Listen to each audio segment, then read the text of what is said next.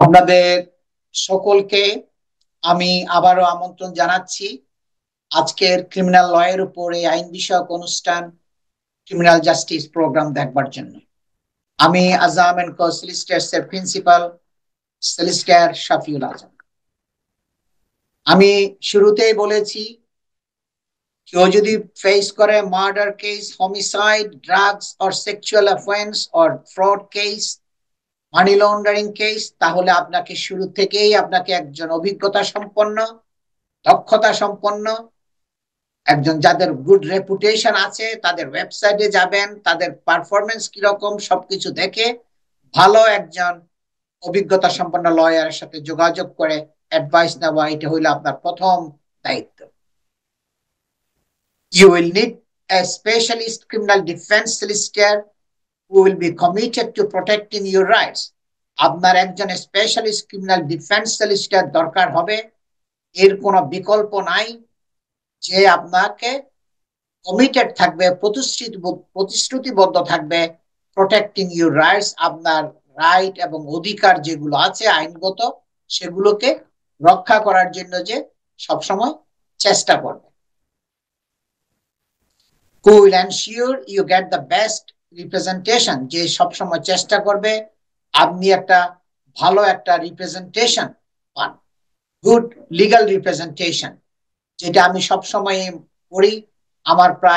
আমার ডেটাবেসের মধ্যে, আমার সিস্টেমের মধ্যে দেশের বিভিন্ন অঞ্চলে বিভিন্ন ক্রাউন কোর্টের মধ্যে যারা কাজ করে, অ্যাটলিস্ট সখানে গুড ব্যারিস্টার যারা আমার জন্য কাজ করেছে, সে অনেক ভালো ভালো ব্যারিস্টাররা আমার সিস্টেমের মধ্যে আছে। যখন যে কোর্টের মধ্যে যে কেস হয়, তাদেরকে আমি ইনস্ট্রাকশন দিই, সেটা বার্মিংহাম, ম্যানচেস্টার, লিডস থেকে শুরু করে যত জায়গায় আছে, লন্ডনের মধ্যে সব জায়গায় আমার এক্সপার্ট ব্যারিস্টাররা আমার আছে, যাদেরকে আমি এনগেজ করি কোর্টে প্রপার রিপ্রেজেন্টেশন করার জন্য।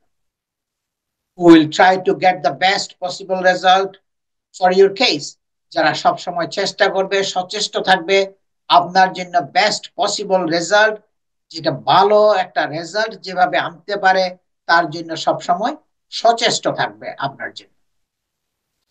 Will have a wealth of experience representing a diverse background of clients for a wide range of offenses. আমার যে ব্যারিস্টাররা আছে, তারা বিভিন্ন ব্যাকগ্রাউন্ডের ক্লায়েন্টদেরকে রিপ্রেজেন্ট করতে পারে, সেটা বাংলাদেশি হোক, এশিয়ান হোক, আফ্রিকান হোক। আমরা তো পুলিশ স্টেশন থেকে ডাইরেক্টলি কেসগুলো পাই, যেহেতু আমরা পুলিশ স্টেশনের সাথে রেজিস্টার্ড আছি।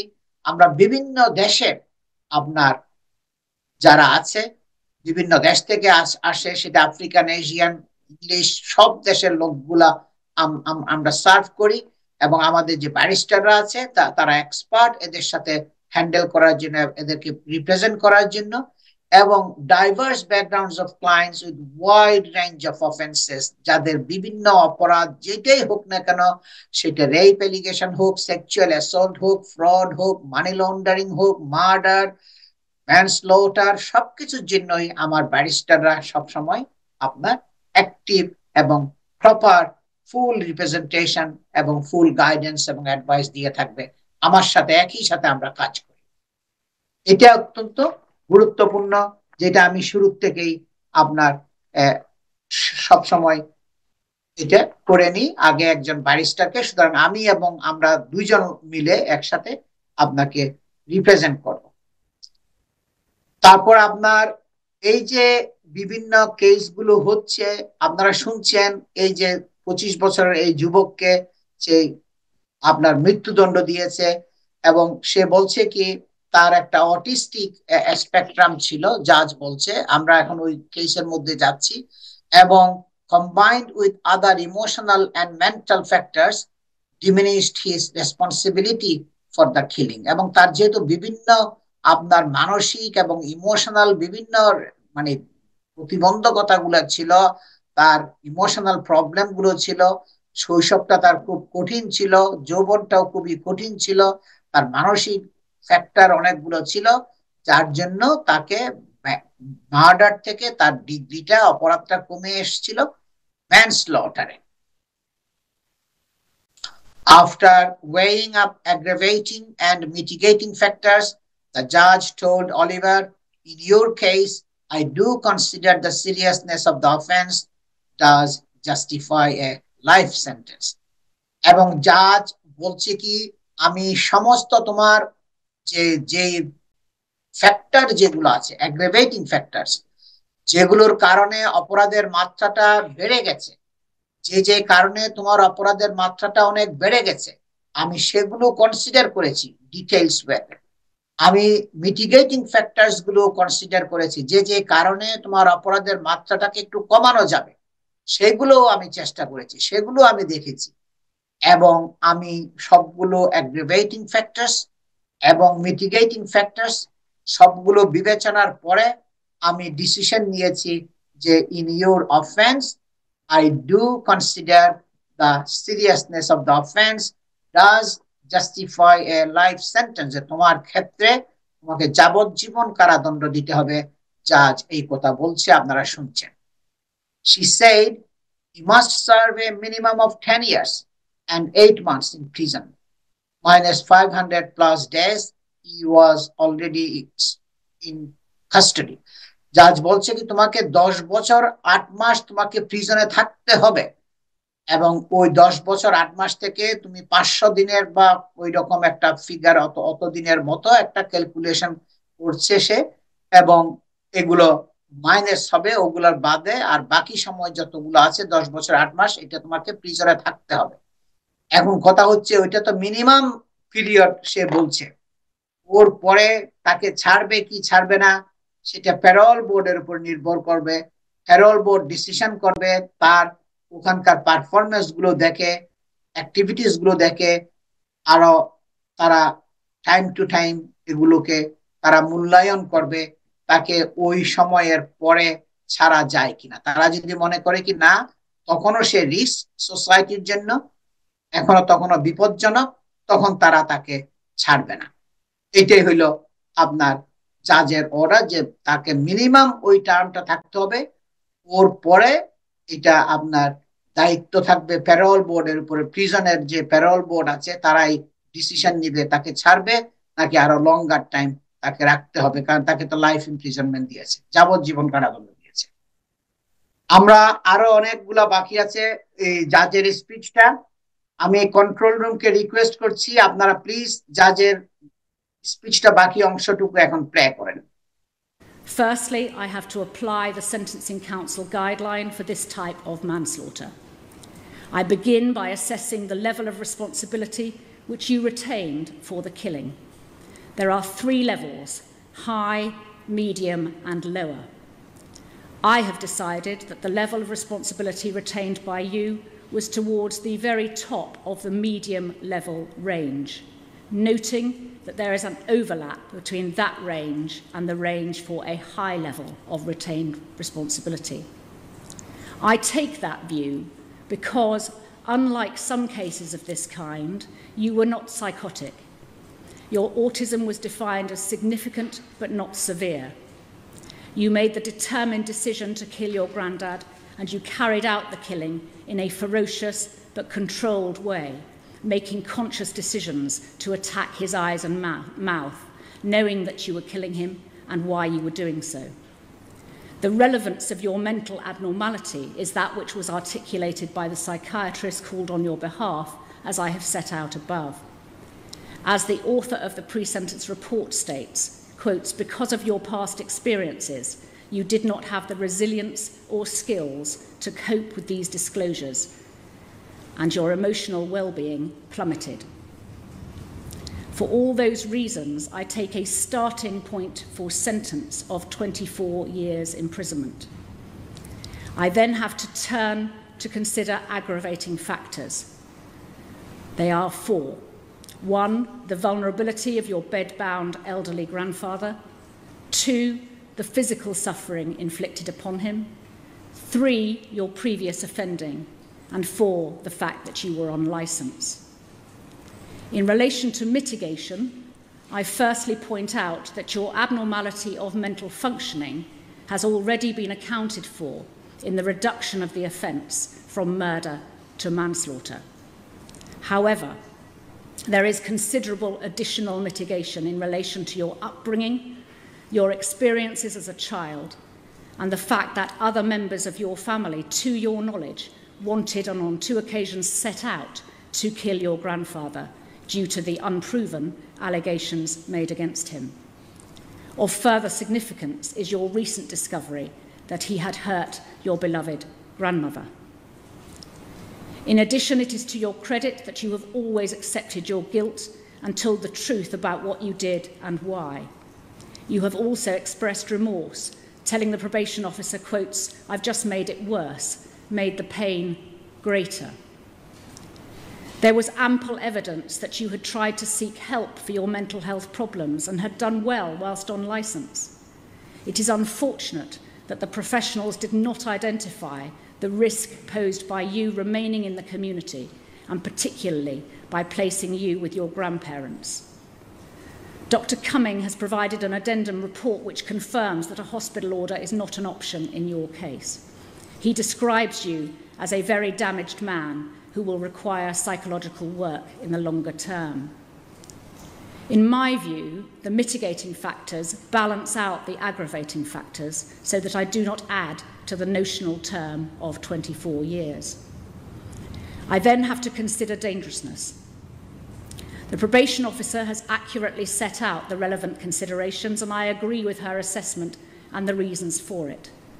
In my judgment, you do present a significant risk to the public, occasioned by the commission of further specified offences, due firstly to your previous serious offending, secondly the fact that there is evidence that you have a continuing interest in illegal pornography, thirdly the suddenness of your deterioration, and fourthly the seriousness and ferocity of the attack upon your grandfather. You therefore fit the criteria for a dangerous offender. Section 285 of the Sentencing Act 2020 provides that as I have determined you meet the dangerousness criteria, I then have to decide whether the seriousness of the offence of manslaughter is such as to justify the imposition of imprisonment for life. If I do conclude that it does, I then must impose such a sentence. In your case, I do consider that the seriousness of the offence justifies a life sentence, and that is the sentence I must therefore impose upon you. I have already determined that the notional determinate term would be 24 years before credit for your plea of guilty. In my view, you deserve full credit for your plea of guilty, which was entered at the first reasonable opportunity after you were deemed fit to plead. That plea reduces the notional determinate term to one of 16 years. In setting the minimum term which you must serve before you can be considered for release by the parole board, I must adopt a term which is 2/3 of the notional determinate term, which in this case gives 10 years and 8 months. Would you stand up, please? The sentence I pass upon you is therefore one of life imprisonment with a minimum term of 10 years and 8 months. From that term will be deducted the term you have spent on remand, which is 553 days. That deduction results in a term of 9 years and 63 days. Those numbers can be amended administratively if my calculation is incorrect. Once you have served that term, you will be entitled to apply for parole. However, you will not be released by the parole board unless they conclude that you no longer pose a risk to the public. If you are released, you will remain on licence for the rest of your life. I impose the appropriate surcharge. That concludes these sentencing remarks, and he may go down. Thank you. দর্শক, আপনারা শুনছেন জাজের speech. জাজ সারা Munro old বেইলিতে বসে speech দিচ্ছিল। এটা murder কেসের sentencing দেওয়ার আগে।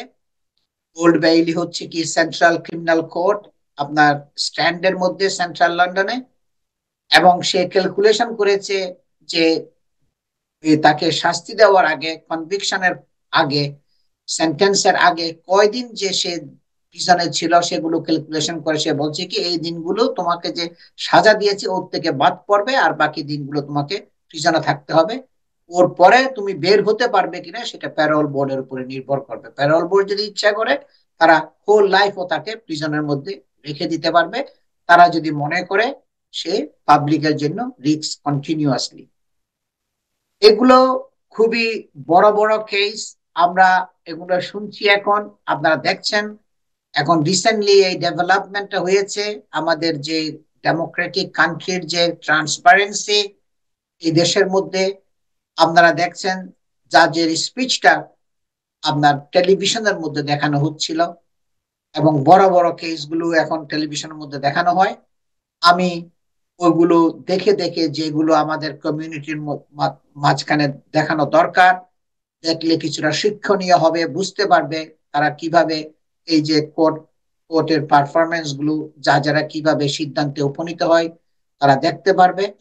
এই জন্য আমি সময় সময় এখন এই ক্রাউন কোর্টের জাজের স্পিচ গুলো আমি যখন এই প্রোগ্রাম করি এনটিভিতে, সেটা এনটিভিতেও দেখাচ্ছি। কারণ এই ভিডিও আজকে যেটা আপনারা দেখছেন, এটা বিবিসি, আইটিভি এবং বড় বড় ন্যাশনাল টেলিভিশন চ্যানেল যেগুলো আছে সেগুলো তো এগুলো দেখানো হয়েছে, আমরা আজকে এনটিভিতেও সেটা দেখাচ্ছি আপনাদেরকে। আমি এটাকে এখন সবসময় রাখার চেষ্টা করি, কারণ এতে অনেক কিছু শিকার আছে, এতে অনেক কিছু বুঝার আছে।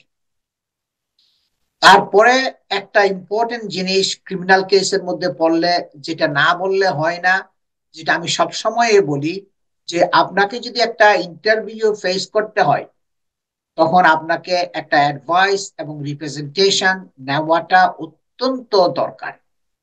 সেটা আগে, ইন্টারভিউর আগে এবং ইন্টারভিউর পরেও। তখন আপনি ইন্টারভিউটা যেটা দিয়েছেন সেখানে প্রোস এন্ড কনস গুলো এভালুয়েট করবেন, পজিটিভ নেগেটিভ কিগুলো হয়েছে আপনার ইন্টারভিউর মধ্যে, স্ট্রেংথ এবং উইকনেস কেসের উপরে কি কি আছে, পুলিশ কি কি প্রশ্ন করেছে, আপনি কি কি উত্তর দিয়েছেন, আপনার কেসের স্ট্রেংথটা কতটুকু আছে, এখন ইন্টারভিউর পরে উইকনেসটা কোনগুলো আছে, এগুলো এখন পর্যবেক্ষণ করতে হবে, পর্যালোচনা করতে হবে। সুতরাং আপনাকে একজন লয়ারের সাথে ইন্টারভিউর আগে এবং ইন্টারভিউর পরেও অবশ্যই এই মিটিং গুলো আপনি করবেন। তখন আপনি বুঝতে পারবেন আপনি কোন পরিস্থিতিতে কোন অবস্থায় আছেন। এটা বললে হবে না যে আমাকে পুলিশ ডিউটি লয়ার দিয়েছে, একজন ডিউটি সলিসিটর দিয়েছে, আমার সাথে মিটিং করে নাই, আপনার 5 মিনিটের সময় দেয় নাই, এই অভিযোগগুলা প্রত্যেক দিন আমার কাছে আসতেছে। এটা কিন্তু আপনার কেস আপনাকে লুক আফটার করতে হবে, কারণ যদি প্রিজনে যান তাহলে আপনারই ক্ষতি হবে, আপনারই ফ্যামিলি মেম্বাররা সাফার করবে। সুতরাং সজাগ হওয়ার শুরু থেকে এটা অত্যন্ত গুরুত্বপূর্ণ এবং এটা এসেনশিয়াল, তার মানে এটা অপরিহার্য একেবারে। So do not delay in contacting a criminal defense solicitor, an expert solicitor, if you need criminal interview advice and representation at a police station in order to ensure that no mistakes are made that may affect you negatively further down the line. যখনই আপনাকে ইন্টারভিউর জন্য call করবে তখন আপনি ইন্টারভিউর আগে একজন স্পেশালিস্ট ক্রিমিনাল ডিফেন্স সলিসিটরের সাথে মিটিং করে আপনি ইন্টারভিউ ফেস করবেন, এবং ইন্টারভিউ দেওয়ার পরেও আবার মিটিং করবেন এটাকে এভালুয়েট করার জন্য, এবং ইন্টারভিউর মধ্যে কোনো মিস্টেক যেন না হয় সেটা সব সময় চেষ্টা করতে হবে। কারণ যদি কোনো মিস্টেক করেন তাহলে ফার্দার ডাউন দ্য লাইন, মানে কোর্টে যখন কেস যাবে তখন এটা আপনার কেসের জন্য ক্ষতি হবে, কারণ আপনি ঠিক মতো ইন্টারভিউ দেন নাই। ইন্টারভিউটা আপনার কেসের ব্যাকবোন হিসাবে, মেরুদণ্ড হিসাবে কাজ করবে। আপনার sadly it is not uncommon for an innocent defendant who failed to obtain legal representation prior to police questioning to make a false confession. আমি অনেক দেখেছি, এটা কিন্তু নতুন না, এটা আমার কাছে অনেকে আসছে, আমি অনেক দেখেছি যে অনেক ইনোসেন্ট যারা আছে তারা কোনো দোষ করে নাই, কিন্তু তারা কোনো প্রপার লিগাল রিপ্রেজেন্টেশন নেয় নাই, কোনো লিগাল অ্যাডভাইস সিক করে নাই, কোনো এক্সপেরিয়েন্সড লয়ারের সাথে মিটিং করে ডিসকাস করে নাই, যার জন্য সে পুলিশের ইন্টারভিউর মধ্যে যাইয়া সে অনেক কিছু স্বীকার করেছে। অনেক কিছু যেগুলো দোষ করে নাই সেগুলো সে দোষ স্বীকার করেছে, মনে করছে কি সে তাড়াতাড়ি পুলিশ স্টেশন থেকে বের হয়ে যেতে পারবে। এটা কিন্তু কোনো সময় ঠিক না। An interview at a police station is stressful. Police স্টেশনের ইন্টারভিউটা একটা খুবই স্ট্রেসফুল, আপনার জন্য খুবই, আপনার মানসিক একটা চাপ থাকবে, মেন্টাল স্ট্রেস থাকবে, very stressful and worrying experience.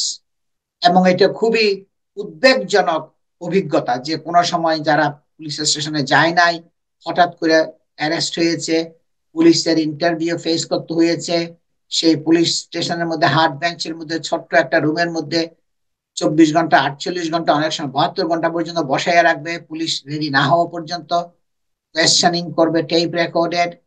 এইগুলো তাদের জন্য খুবই একটা উদ্বেগজনক অভিজ্ঞতা, খুবই স্ট্রেসফুল এক্সপেরিয়েন্স তাদের জন্য হয়।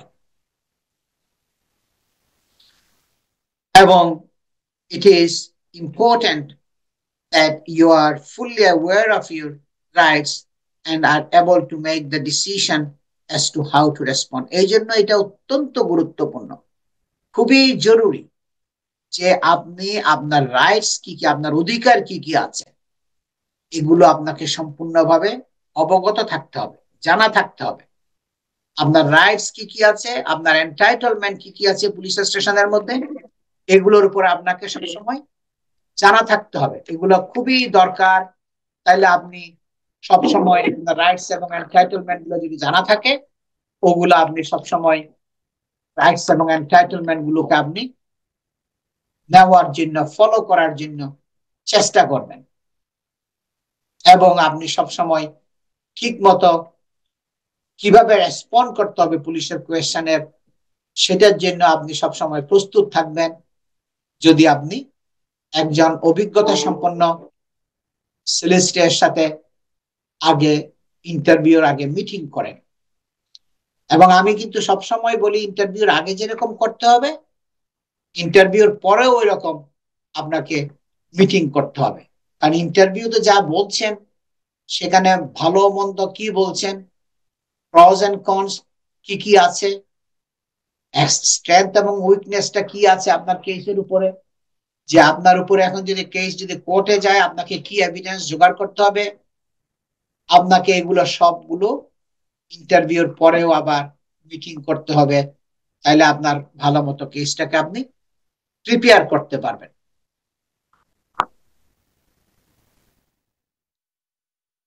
Inaccurate answers are given in haste and out of panic, which later turn out to be wrong. আপনি যদি inaccurate মানে ব্যাঠিক ভুল উত্তর পুলিশের প্রশ্নের দেন, পুলিশের প্রশ্নের যদি আপনি ভুল উত্তর দেন এবং তাড়াহুড়া করে আপনি ইন্টারভিউ দিয়েছেন, খুব প্যানিকের মধ্যে আতঙ্কের মধ্যে থেকে ইন্টারভিউ দিয়েছেন এবং মনে করছেন কি আমি ইন্টারভিউটা দিয়ে দিই, আমার কোনো লয়ার লাগবে না, আমি নিজে সামলাইতে পারবো, কিন্তু পরে দেখা গেছে অনেক ভুল ভ্রান্তি করে ফেলছেন, অনেক ভুল ভ্রান্তি, সেটা আপনি পরে বুঝতে পারছেন। Many clients attempt to answer questions immediately in the belief they can talk their way out of the situation and leave as quickly as possible. অনেকে দেখা যায় কি খুব ভুল ভ্রান্তি, অনেক রং প্রশ্নের উত্তর দিয়েছে, অনেক মিস্টেক করেছে এবং তারা মনে করছে কি লয়ার লাগবে না, আমি তাড়াতাড়ি প্রশ্নের উত্তর দিয়ে দিই এবং আমি তাড়াতাড়ি বের হয়ে আসতে পারবো। এটা কোনো সময় রাইট না। This is really the best strategy. এটা কোনো সেরা কৌশল হতে পারে না। It is difficult to rectify those sorts of mistakes after the event. যখন আপনি এই মিস্টেক গুলো করবেন, এই মিস্টেক গুলোকে রেকটিফাই করা তখন আর সম্ভব হয় না, খুবই ডিফিকাল্ট হয়। দর্শক, আজ আমার সময় শেষ হয়ে গেছে। আপনারা আজকের প্রোগ্রামটা কাল সকাল 9:30 থেকে 11টা পর্যন্ত আবার রিপিট দেখবেন এনটিভিতে। তাছাড়া এনটিভি ইউরোপের ফেসবুক, ইউটিউবে লগ ইন করলেও প্রোগ্রামের লিঙ্ক পাবেন আপনারা solicitor Shafiul Azam, Azam and co solicitors এই নামে গুগলের মধ্যে সার্চ করলেও এই প্রোগ্রামের লিংক পাবেন। আপনারা সবাই ভালো থাকবেন, সুস্থ থাকবেন এবং সকলের প্রতি আমার শুভকামনা থাকলো। আসসালামু আলাইকুম।